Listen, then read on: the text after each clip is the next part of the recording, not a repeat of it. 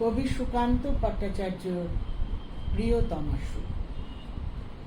সীমান্তে আজ আমি প্রহরী, অনেক রক্তাক্ত পথ অতিক্রম করে আজ এখানে এসে থমকে দাঁড়িয়েছি স্বদেশের সীমানায়। ধূসর তিউনিসিয়া থেকে স্নিগ্ধ ইতালি থেকে ছুটে গেছি বিপ্লবী ফ্রান্সে। নক্ষত্র নিয়ন্ত্রিত নিয়তির মতো দুর্নিবার অপরাহত রাইফেল হাতে ফ্রান্স থেকে প্রতিবেশী বার্মাতে। আজ দেহে আমার সৈনিকের কড়া পোশাক, হাতে এখনো দুর্জয় রাইফেল। রক্তে রক্তে তরঙ্গিত জয়ের আর শক্তির দুর্বহ দম্ভ। আজ এখন সীমান্তের প্রহরী আমি। আজ কিন্তু নীল আকাশ আমাকে পাঠিয়েছে নিমন্ত্রণ, স্বদেশের হাওয়া বয়ে এনেছে অনুরোধ। চোখের সামনে খুলে ধরেছে সবুজ চিঠি, কিছুতেই বুঝি না কি করে এড়াবো তাকে, কি করে এড়াবো এই সৈনিকের কড়া পোশাক। যুদ্ধ শেষ, মাঠে মাঠে প্রসারিত শান্তি, চোখে এসে লাগছে তারই শীতল হাওয়া। প্রতি মুহূর্তে স্লথ হয়ে আসে হাতের রাইফেল, গা থেকে খসে পড়তে চায় এই কড়া পোশাক। রাত্রে চাঁদ ওঠে, আমার চোখে ঘুম নেই। তোমাকে ভেবেছি কতদিন, কত শত্রুর পদক্ষেপ শোনার প্রতীক্ষার অবসরে, কত গোলা ফাটার মুহূর্তে, কতবার অবাধ্য হয়েছে মন।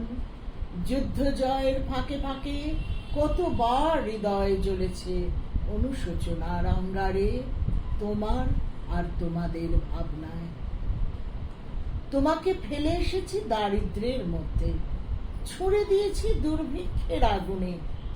ঝড়ে আর বন্যায়, মারি আর মড়কের দুঃসহ আঘাতে বারবার বিপন্ন হয়েছে তোমাদের অস্তিত্ব। আর আমি ছুটে গেছি এক যুদ্ধক্ষেত্র থেকে আর এক যুদ্ধক্ষেত্রে। জানি না আজও আছো কি নেই, দুর্ভিক্ষে ফাঁকা আর বন্যায় তলিয়ে গেছে কিনা ভিটে জানি না তাও। তবু লিখছি তোমাকে আজ, লিখছি আত্মম্ভর আশায়, ঘরে ফেরার সময় এসে গেছে। জানি আমার জন্য কেউ প্রতীক্ষা করে নেই, মালায় আর পতাকায়, প্রদীপে আর মঙ্গল ঘটে। জানি সম্বর্ধনা রটবে না লোকমুখে, মিলিত খুশিতে মিলবে না বীরত্বের পুরস্কার। তবু একটি হৃদয়ে নেচে উঠবে আমার আবির্ভাবে, সে তোমার হৃদয়। যুদ্ধ চাই না আর, যুদ্ধ তো থেমে গেছে। পদার্পণ করতে চায় না মন ইন্দোনেশিয়ায়। আর সামনে নয়, এবার পেছন ফেরার পালা।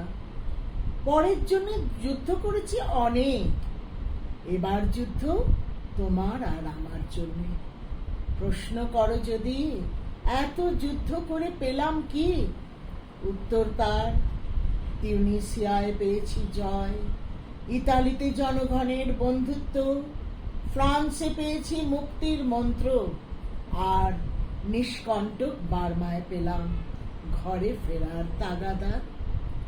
আমি যেন সেই বাতিওয়ালা যে সন্ধ্যায় রাজ পথে পথে বাতি জ্বালিয়ে ফেরে, অথচ নিজের ঘরে নেই যার বাতি জ্বালার সামর্থ্য। নিজের ঘরেই জমে থাকে দুঃসহ অন্ধকার। নমস্কার।